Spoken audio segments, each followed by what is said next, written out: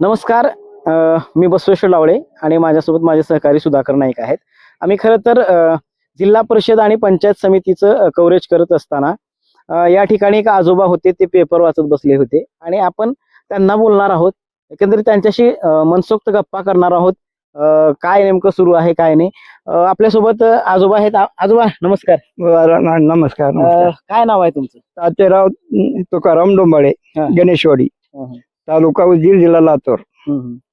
मला सांगा, मस्त आंब्याचं झाड आहे, हो बाज आहे, हो मस्त सावलीमध्ये बसलात. हो. काय तर शेतीमध्ये काय आहे? शेतीमध्ये काय गहू आहे, ज्वारी आहे, हरभरा, शेंग, भुईमुग शेंग आहे.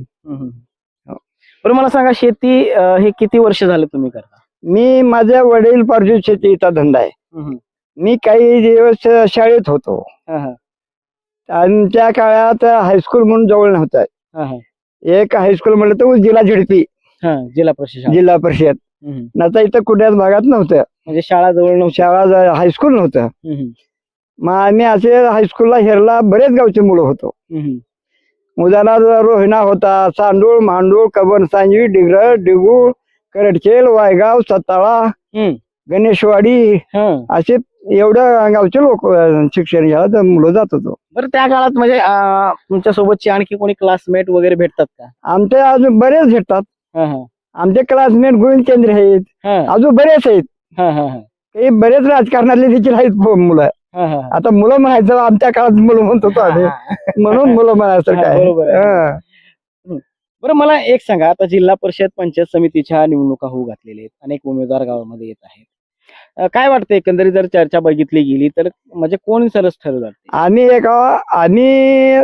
सध्या बनसोडे साहेब कर्तव्य आमच्या तालुक्यासाठी लाभलेला आहे. त्यांनी काम आमचे बरेच केलेलं आहे आणि माणूस देखील माणूसच आहे.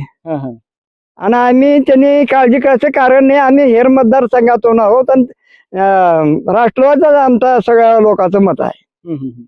आता बोलत बोलत तुम्ही सांगितलं की माझे आमदार गोविंद केंद्रे हे तुमचे वर्गमित्र होते. त्यावेळेस एक जुनी आठवण, काही जुनी आठवण, आम्ही बरेच खेळ ठेवत होतो. राजकारणामध्ये आम्ही कुठं मोर्चे निघाले, बाबा आढाव कोणी असे आले त्या सगळ्याच्या मोर्चावर जात होतो. म्हणजे थोडं आम्हाला नाजच होता तसा राजकारणापासून, शाळेत असतानाच. मग तुमच्या वर्गमित्रापैकी एक जण आमदार झाले. हो हो हो. कधी बोलतात का? हो, कधी भेटले की रामरामच्या अशी पुढे जात नाहीत, आणखी देखील जात नाहीत. बरं मला सांगा, आपण शेती करता, ती शेती खरंच परवडते का? परवडणार शेती पण नाही, शेती पळग ठेवता येईना. परवडणार होय, बरोबर आहे, पण काय करणार आईला जायची. आम्हाला दुसरा व्यवसाय काही नाही. बहुधारक शेतकरी आहे मी. किती आहे शेती? शेती 5 एकर. 5 एकर. हो. पाणी कसं आहे? पाणी बोरचं आहे, पण ते बी 12 महिने चालणार नाही, 2 महिने खंड पडतोय. बरं मला सांगा, काय आणखी विकास झाला पाहिजे असं तुम्हाला वाटतं?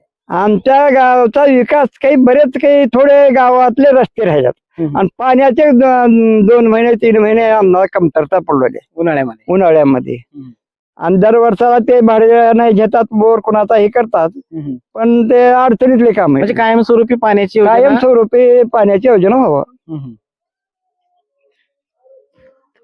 तर हे होते आजोबा, आपण त्यांच्याशी बोललेलो आहोत. मी बसवेश्वर लावळे, माझ्यासोबत माझे सहकारी सुधाकर नाईक, उदगीर, गणेशवाडी.